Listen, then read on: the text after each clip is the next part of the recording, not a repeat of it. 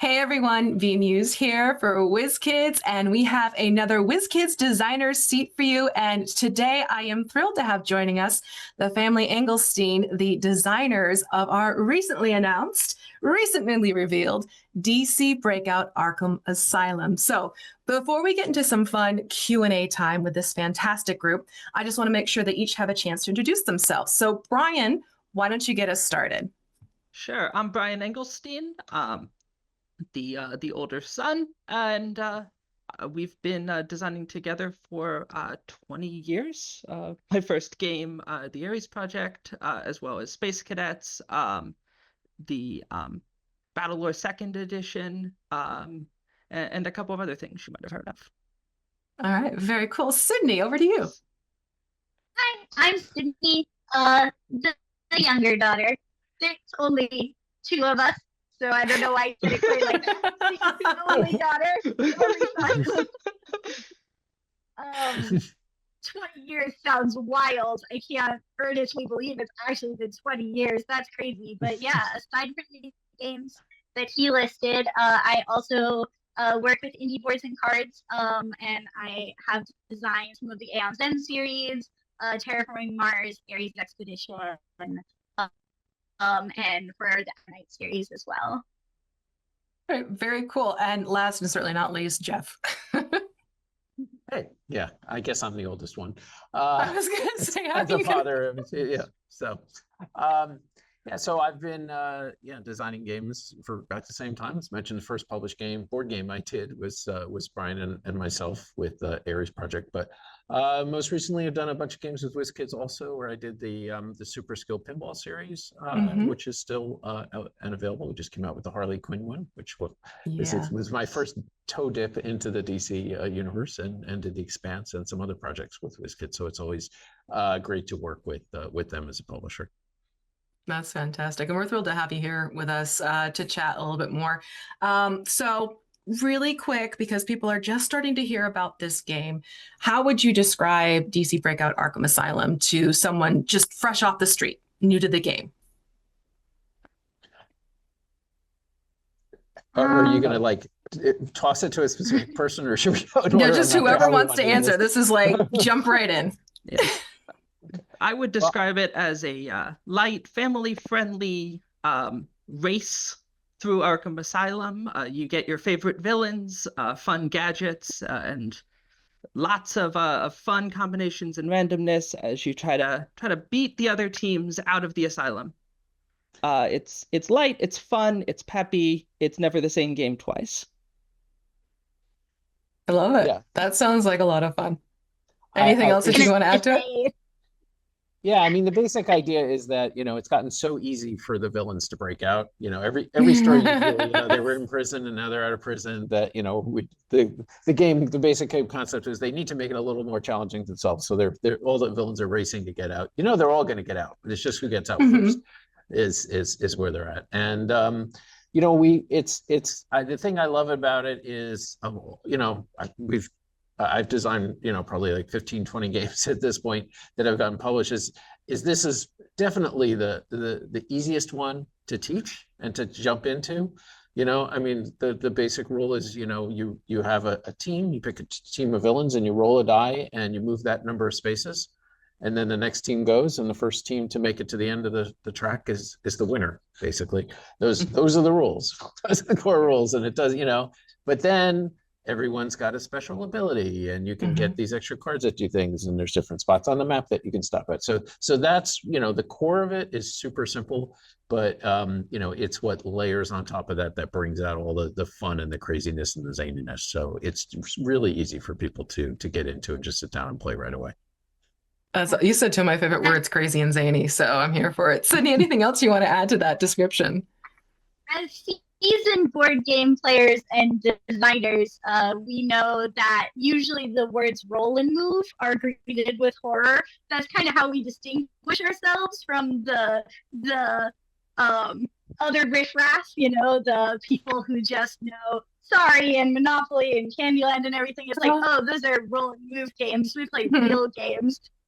So honestly, I love getting to say, hey, guess what we designed? A roll and move game that's actually for gamers and for families to enjoy together. Because even though it has all the sort of wacky randomness of, you're just rolling a die and you're moving down, there's some really interesting decision moments because the key is that you're not just playing one character. You're playing two villains who decide to team up and break out together. So it's not just, oh, you have a player power. You get to pick what two player powers do you think is going to be the ultimate combo that will play off each other really, really strongly and let you get out. But of course, everyone is sort of at the whim of everybody else's crazy combos and the rolls and the gadgets that they're flying. So you may think you put together an unbeatable pair, and that only lasts until you hit the board with everybody else. That sounds fantastic. Seriously, like really tons of fun. And I love that you mentioned that it is something that's also going to be family friendly, especially because it's basically family created. So my first question for you is, what is it like designing a game as a family? So whoever wants to jump in with that one, I'd love to get some insight of what that's like behind the scenes. Well, it's been it's really been one of the highlights of my life, just to get serious for a little bit. But I first started designing with the kids when they were in high school, and so first I did design with Brian the first game. Although honestly, Sydney was an incredibly instrumental part of that game in that she would play it and find all the broken combos, and then she would destroy us at the game, and then we would go back and fix whatever she found, and then she'd find some other exploit, and then so once she couldn't find anything else to break, then that's when we knew it was done. But that was so which fed right into designing the combos for this, and then all the other ones we did as a family. But it's been a while since we've actually designed all together, and the last one was probably Survive Space Attack. Maybe it was the last one we did, all three of us. So it's maybe a good 10 years ago right now, with college and life and just kind of getting in the way. So when this idea came up with WizKids, I was like, oh, I definitely want to do this one as a family. It's it's going to be fun. Let's get the gang back together again.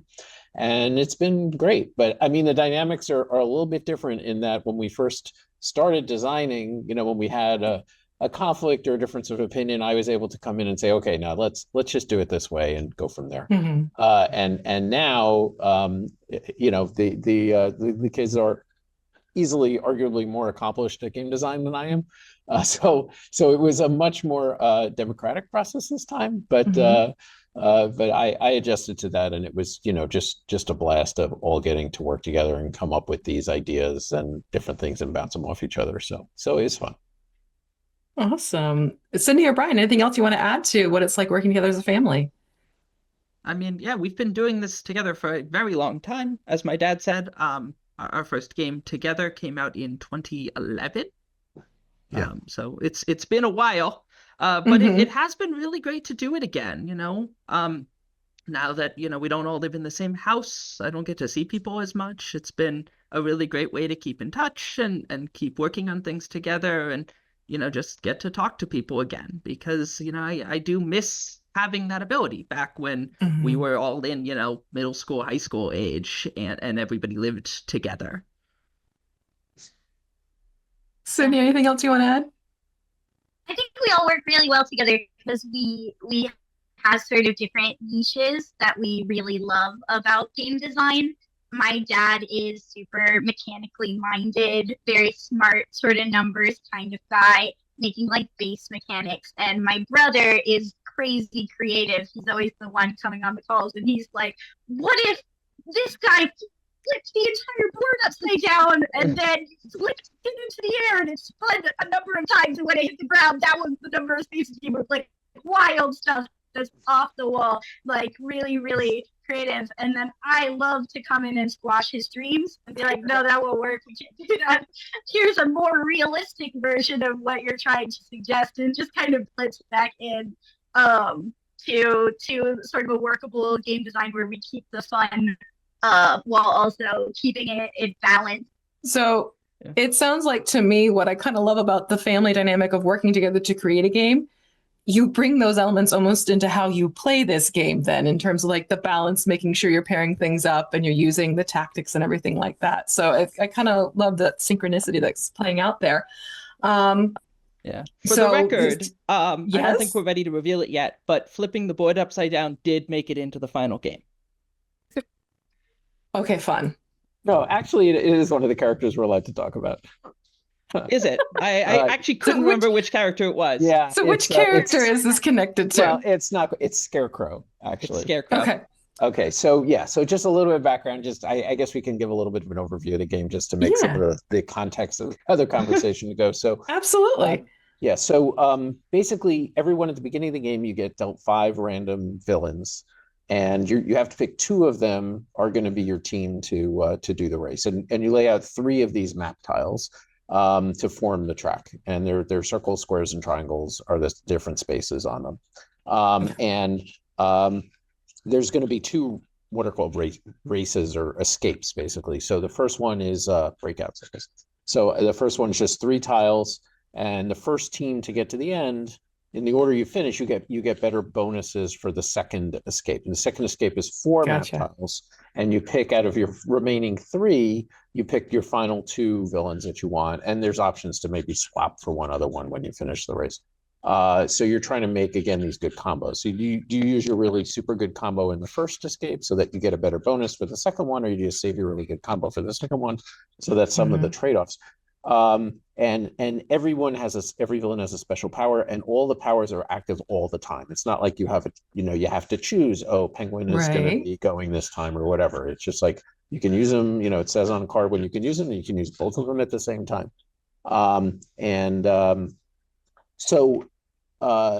So there's these different tiles. So Scarecrow, which is one what Brian was alluding to. So Scarecrow is one of the villains.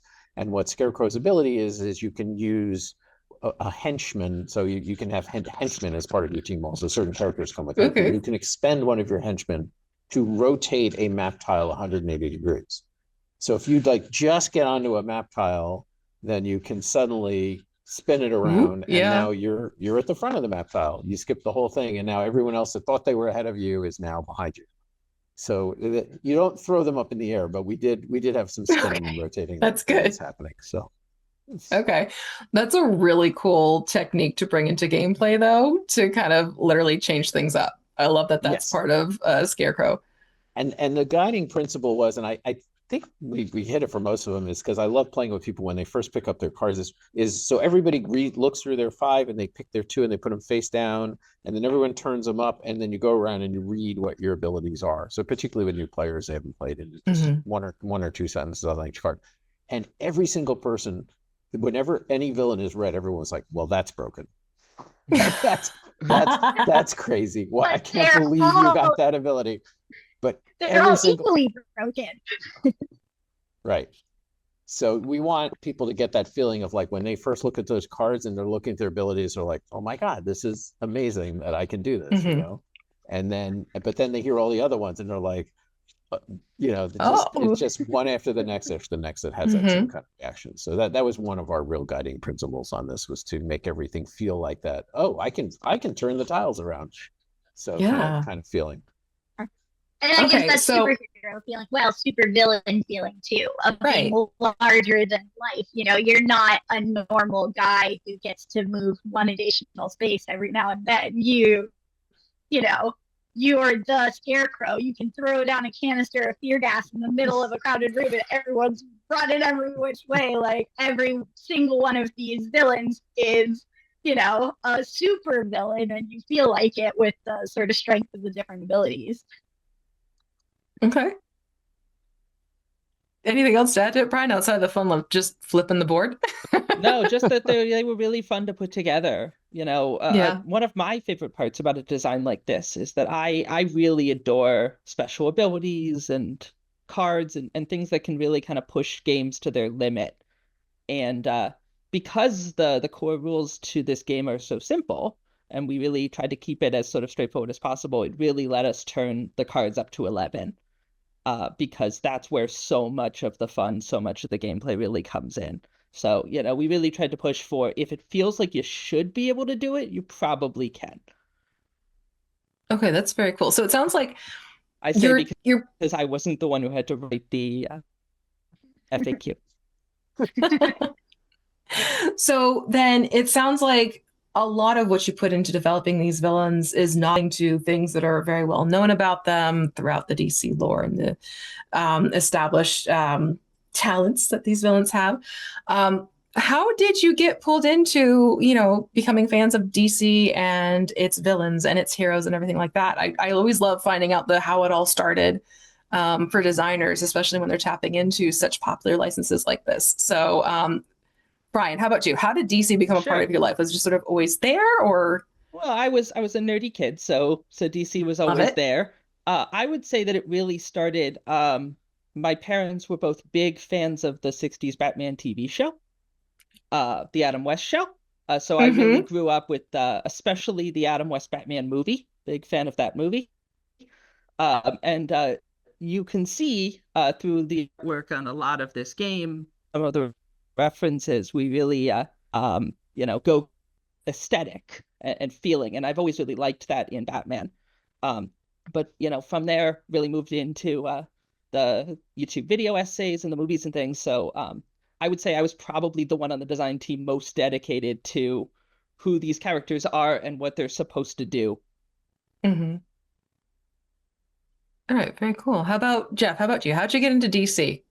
Yeah, well, as Brian alluded to, the 1960s Adam West Batman TV series I was a big fan of that growing up. And I actually went to the Batman movie, was my 7th grade birthday party.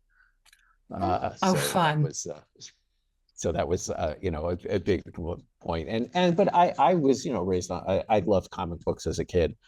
So I loved all of them, and The Flash in particular was always, one of my favorites growing up. And of course, the old Justice League cartoon series, when I was a kid, that was in full swing, and the Wonder Twins and stuff like that. And the thing about DC is that it always had this edge of, at least in the 60s and 70s, when I was exposed to them first, at this edge of kind of, a little bit of crazy. They never took themselves too seriously, right? Yeah. Particularly the Batman series. And even I remember watching the old 1950s Superman black and white series. Oh yeah. That also had sort of, didn't take itself super seriously. And so that was one of the things we tried to capture here. And I just, love that part. And also, the more recent Harley Quinn TV series, I just love that to death. And I feel that also captures that, that kind of craziness. And certainly we use that as inspiration for a lot of these villains, including one I guess I can reveal, because I insisted that this character being or wasn't in the game was Kite Man. Yeah. Had to have Kite Man. Oh yeah. And we gave him a super, again, you read his power and it's like, well, that seems perfect.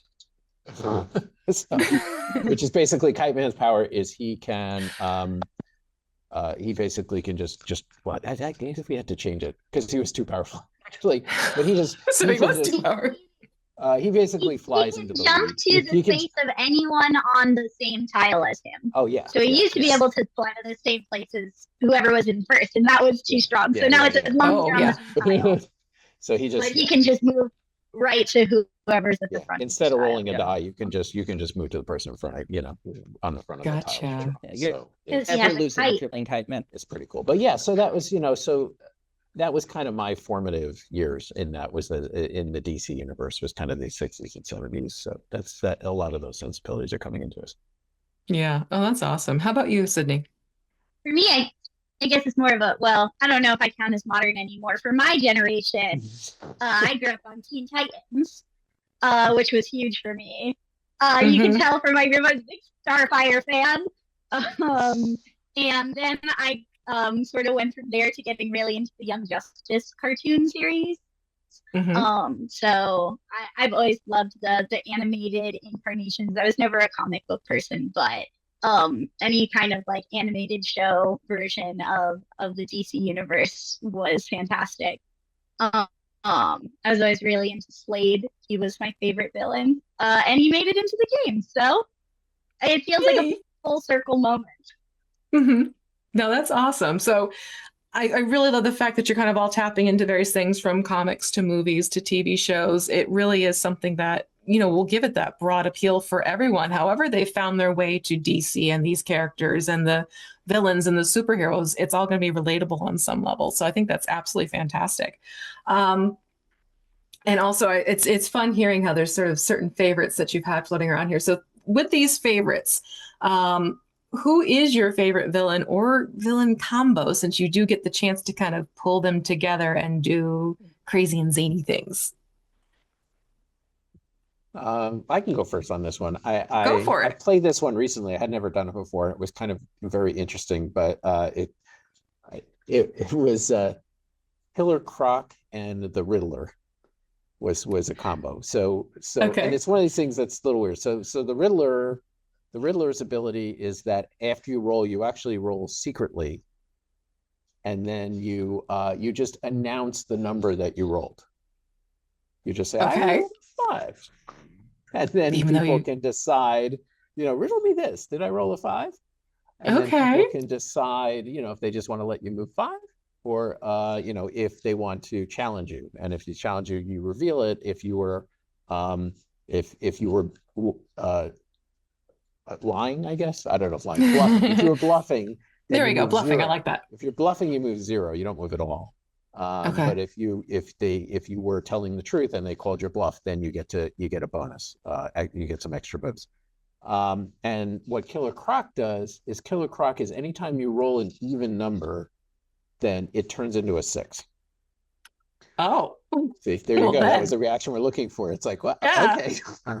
So kind of the combination of Riddler, because I can now say I rolled a 2, but if I with Mhm. Killer Croc, if I did roll a 2, it's going to turn into a 6. But maybe I just said a 2 just to kind of get you to, So there's all this kind of double thinking. It just the Killer Croc element just makes. I love Riddler's ability anyway, and it was probably one of the ones that we changed the most. But but where it is, I think, is really fun with the bluffing idea, and then that coupled with the Killer Croc ability to me is just. It leads to some really interesting psychological discussions among the other Yeah. players about whether or not to call your bluff. I was going to say, it's truly keeping people guessing, and that's a really cool element to bring into the game like that. How about you, Sydney? What would be your favorite villain combination if you're sitting down to play the game? Yeah. I was thinking about this one earlier just because there's some villains we're trying to keep secret. So I was trying to see what an interesting combo was among the villains we're allowed to reveal in this interview. And I thought a really cool one I saw involves Scarecrow, who we talked about earlier, the one who flips Yeah. the maps. So another character that we are including in the game, which could be familiar to people who watch recent DC movies and stuff, is Starro, the giant starfish from space. Just a normal Batman villain. Starro's whole thing starts off small, not that threatening, gets larger and larger threat. So Starro's ability is on the first tile while you're racing, absolutely no bonus. And then once they hit the second tile, every roll is a +1. And once you hit the third tile and beyond, every roll is at +2, just standard, no matter what.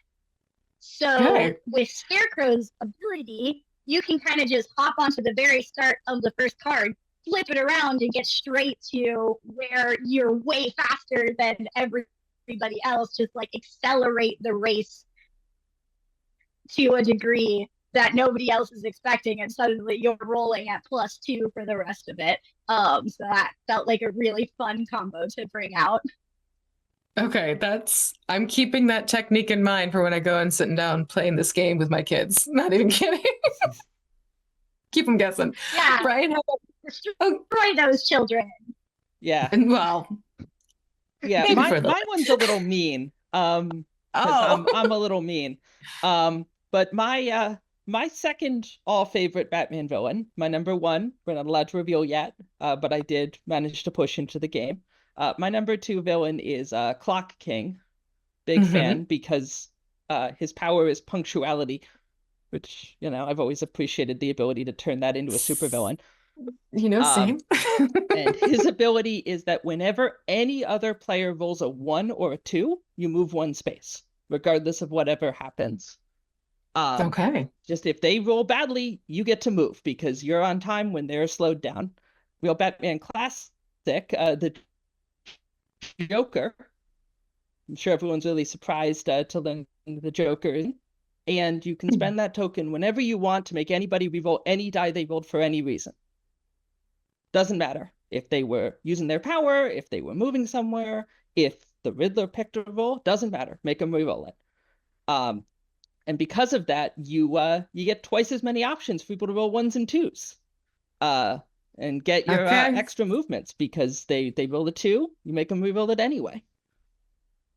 Oh, that's clever. That's dastardly. Yes. Well, this is an excellent must-trust trolling game. Okay. All right. I see how it's going here. So how do you, because obviously we're talking about villains here. How do you sort of hone into which of these villains? Because it sounds like you have ones that are definitely near and dear to you, and you're very familiar with the other ones. So how did you kind of figure out which ones you're going to include in this gallery of villains for this particular game? Well, Brian was kind of our lore master on the villains. He was able to come up with, so we had a giant list at first, and he can talk a little bit about the research in that. But we basically went through and tried to find the ones that were, had kind of fun superpowers that kind of translated in interesting ways into the game. But you can talk a little bit more about the research you did on that, Brian.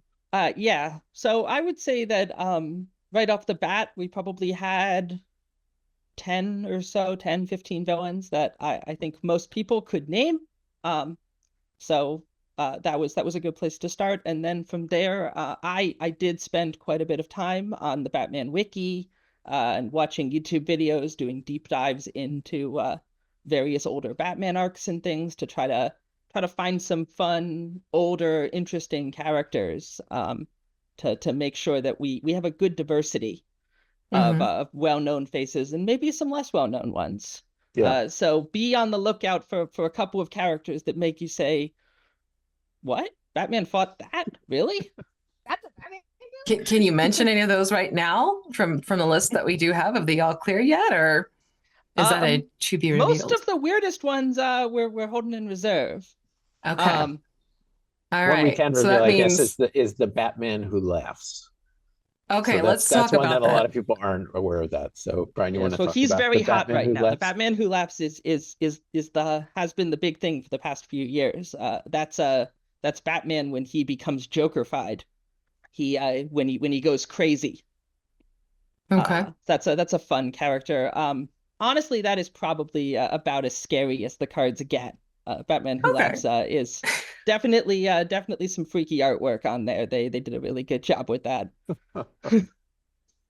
His big Joker grin. He does have the big Joker grin, yes. That is unnerving because that's not normal for Batman. He's there really are.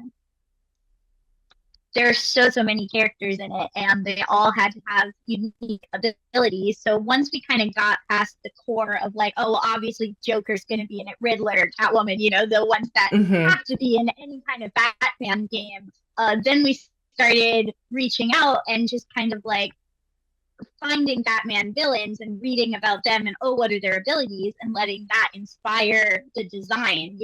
We some of them, we can't come up with a new special ability that someone should have, but then we find an obscure Batman villain, be like, oh, this guy's cool, what if he did this? That is reminiscent of his abilities. And so that actually really helped our creative process in some ways, that we had such a huge cast of characters to pick from, trying to make things that felt right for the character while also not being too complicated. Right. Yeah. And I don't think we mentioned it, but just so we're aware, so there are 40 different villains in the game. And so, that's like well over 1,500 different combinations of pairs that you can come up with. So there's a lot of variety and different things to try. I don't want to end this without giving a huge shout out to Ryan Goldsberry, who did the artwork in the game. It's just fabulous. I just love the style of it. So it's kind of captures a lot of it's got sort of the 60s vibe, but also sort of an 80s vibe too. You know, it's just, he did a wonderful job, and all the cards, it's not like a standard template, like a Magic card where there's this here, you know, every card is uniquely designed and laid out and takes advantage of the colors and the villains and stuff like that. So it's just I was just so thrilled to death when I saw the artwork that he had done with it. So I want to make sure that I recognize him for that. No, absolutely appreciate you doing that, because it really is so eye-catching and so much fun. And it's, you know, between the variety of villains and the artwork and the fact that you have all these different combinations and all these different techniques, this is a very cool game. So I'm excited for people to be able to get their hands on it when it comes to release and everything like that, and get them excited about it ahead of time with the three of you. So let's see here. In terms of, we keep talking about these map tiles. So the map tiles are all unique, right? So how do you go about picking out these locations? Because you're working on picking out the villains, you're looking for unique things about each of these villains, but also like the tiles themselves. What went into that process and their mechanisms and everything along those lines? Well, the artwork on the tiles was me as well. Spent again a lot of time looking through, reading Batman books set in Arkham, as the games as well, playing Batman Arkham Asylum, really trying to find you know, some fun locations, some locations where stuff has happened in the past. I keep bringing up 60s Batman, but we do have the baseball diamond where the Joker used a spring-loaded pitcher's mound to escape from Arkham. So I'm really happy that made it in. And just a lot of other kind of fun locations and old references that we're excited for people to see. Yeah. And as mentioned, there's three different, so each tile is 12 spaces, and there's three different flavors of space. Basically, there's squares, circles, and triangles. And generally, squares are the most common, circles are the second most common, and triangles are the rarest. So some abilities, for example, will trigger if you end your turn on a triangle, and those tend to be more powerful because, you know, there's fewer of them. And so we laid out the tiles in a bunch of ways. Like there's a few tiles where like all the triangles are grouped together, and some of them where everything's kind of more spread apart. And so there's different ways that the different shapes are grouped. And that can actually you get to see the track before you see the tiles before you pick your combo. So you can actually, there are certain tiles that also might make it work better for certain types of characters and things like that. So that's another kind of a layer.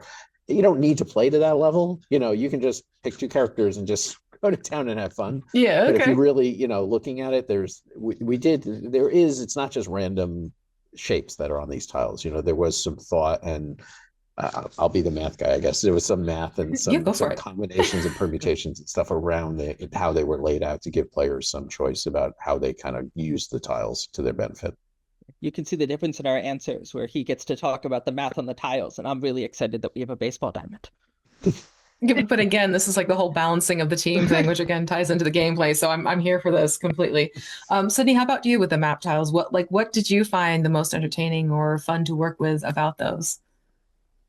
I think that a lot of it just came down to like sort of the replayability aspect of it, because we didn't want the map to just be the exact same every time, but we also didn't want the map to be incredibly confusing. We did a couple of iterations where there was a little bit more going on, and, you know, traps, like branching paths and stuff like that. Yeah. Like roll in order to get past because you got caught by a guard and stuff like that. And it was really just taking away from the core element of, I want to see my cool combo work. So I think what we kind of landed on is a map that is dynamic. It has these different spaces that are meaningful to a lot, as well as we've been mentioning gadgets. I don't know if we defined what gadgets are. Along the way, you can pick up items, basically. Some characters give them to you. That's part of your bonus if you finish the first race early. You get a bunch of gadget cards to use in the next one, and these are one-time use abilities, unlike your characters. So you'll play it and it'll say, like, you know, advance to the next nearest circle space, and then it's just gone and you do that.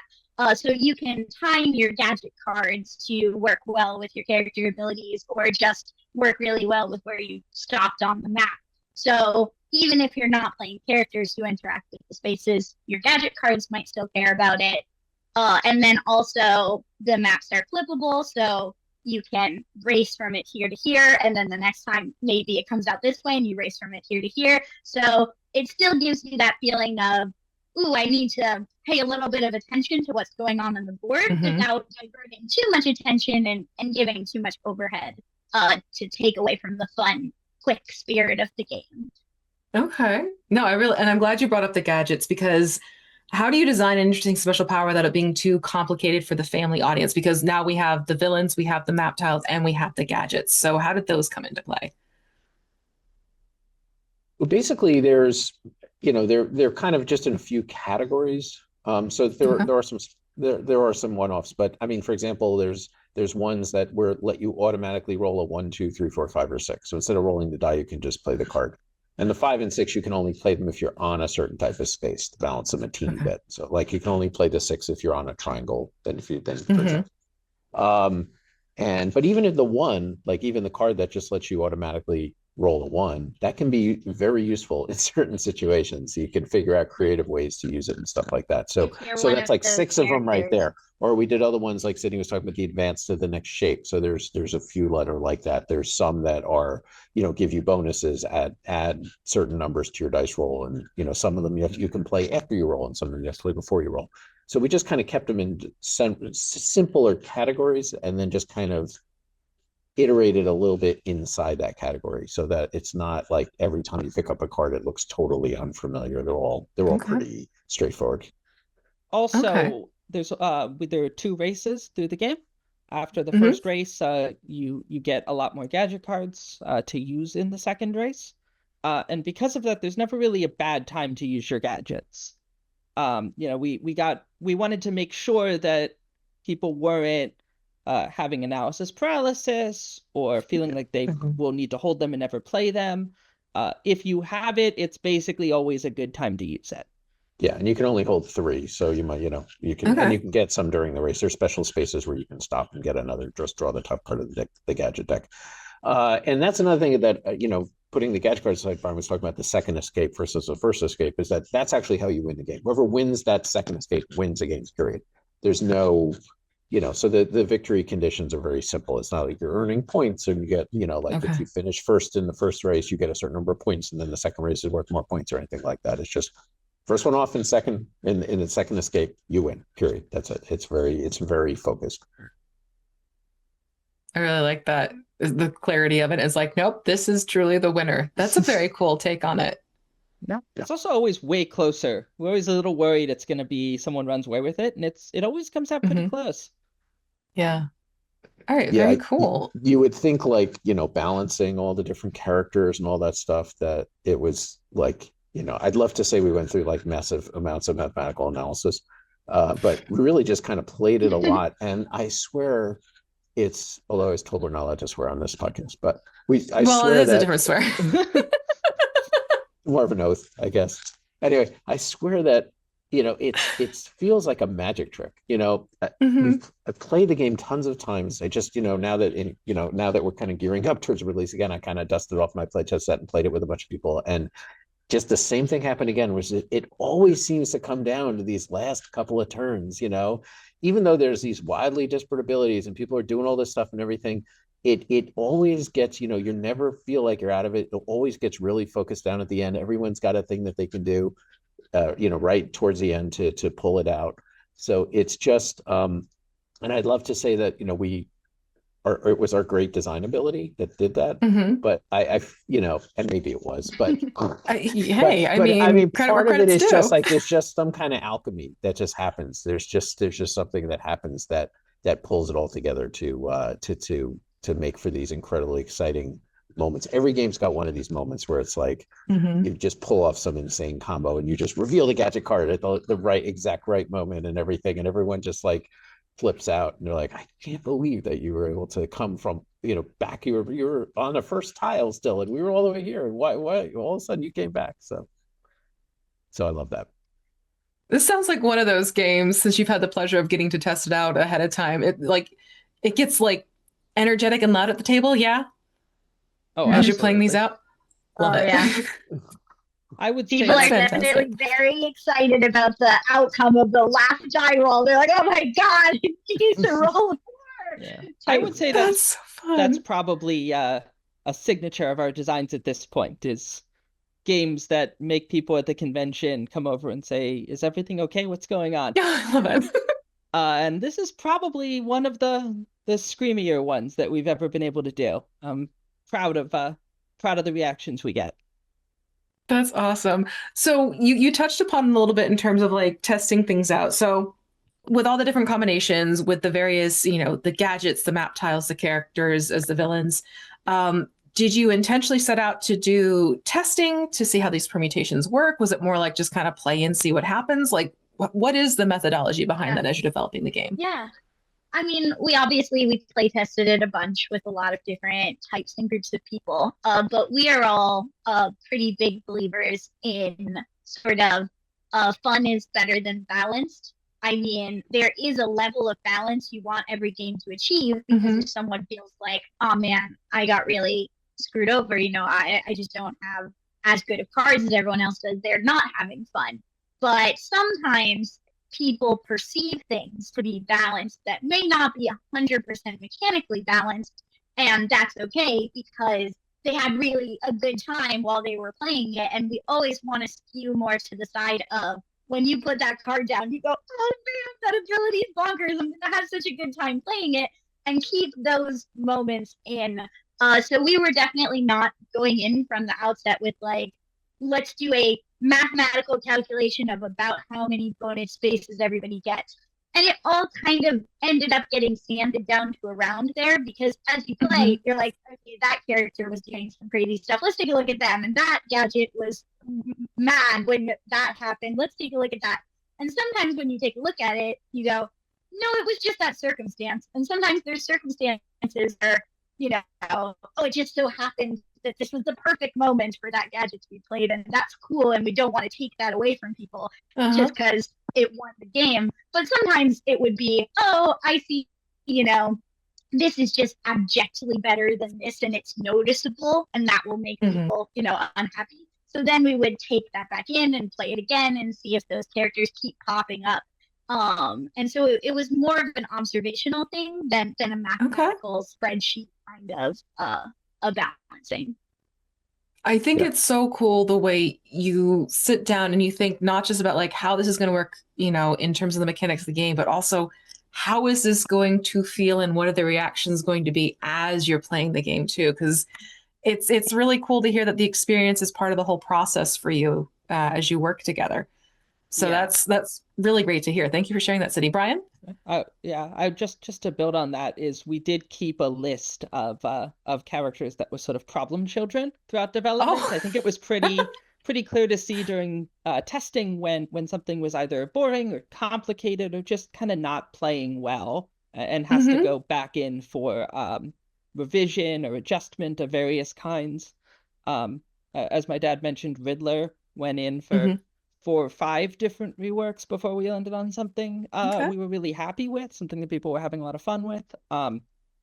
Same with Scarecrow and some others. So there is definitely a lot of iteration to it. But it was we would keep an eye on if characters either didn't play happily or the big one was just, are they confusing?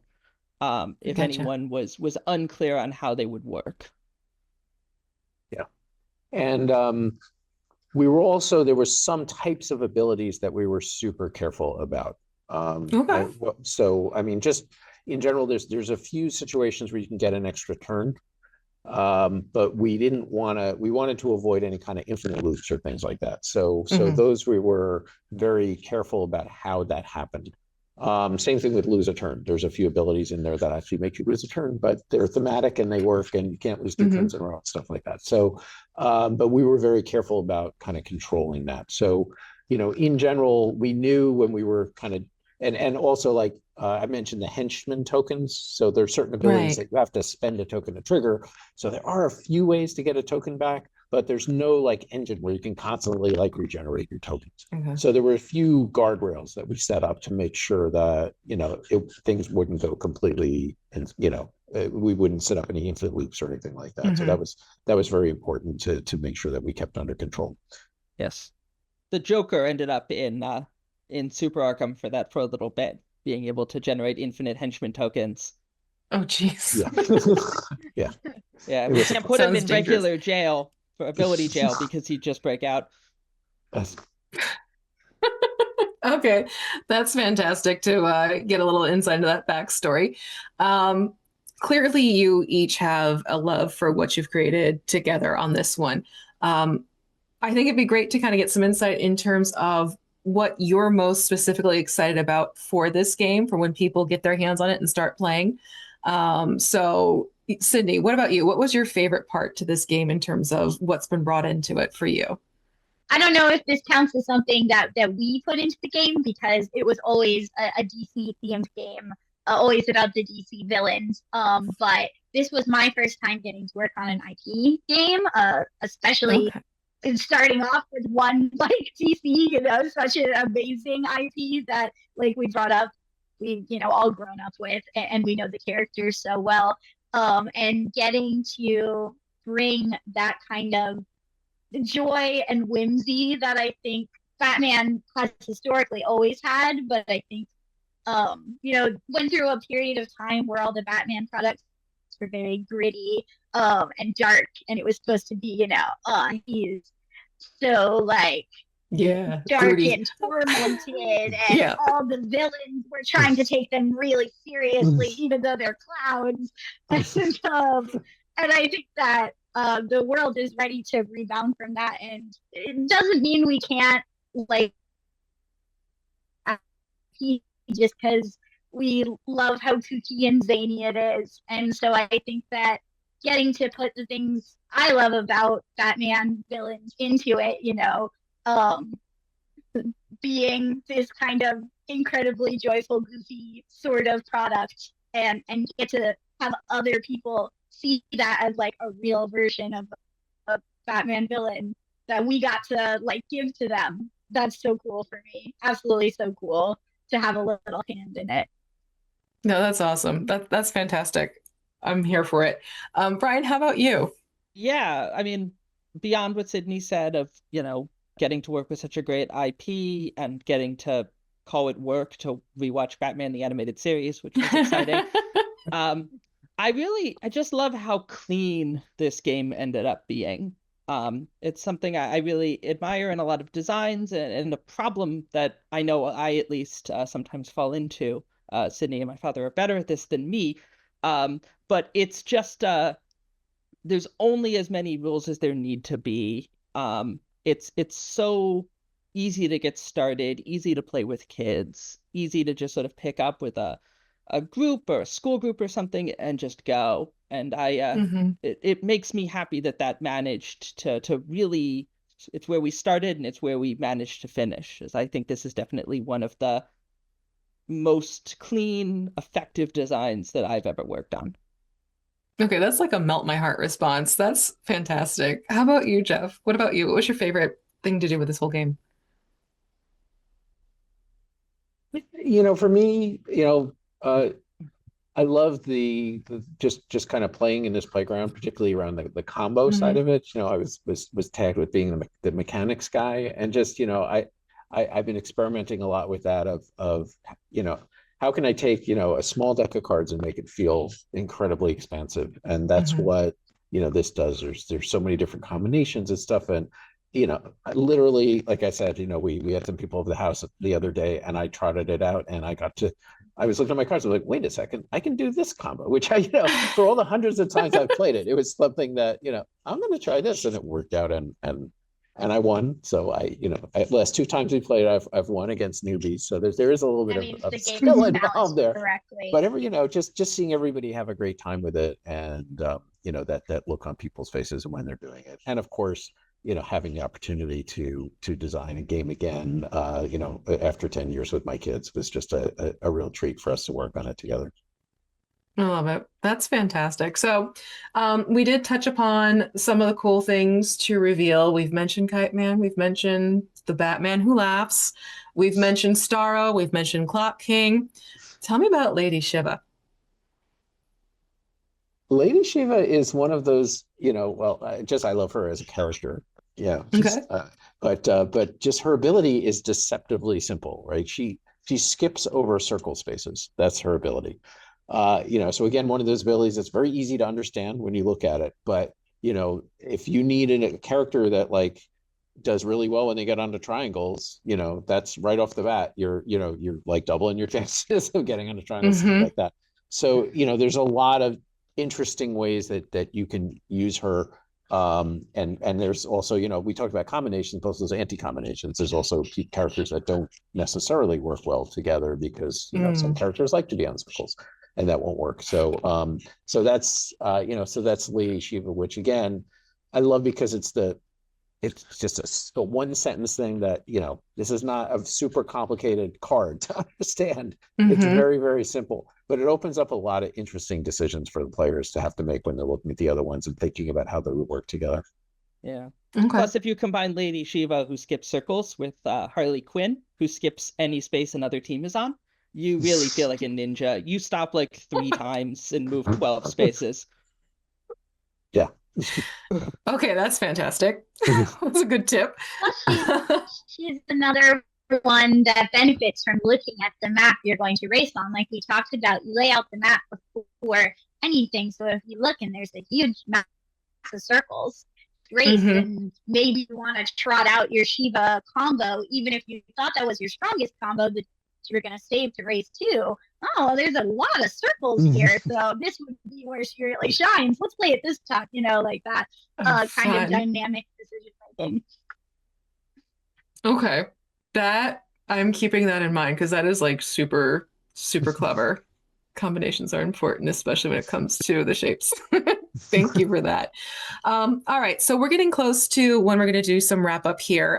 Before we say goodbye to everyone who's hanging out and getting some insight into this fantastic new game, anything else that you'd like to share that you think would be exceptionally wonderful for people to know about the game and to get them excited about it?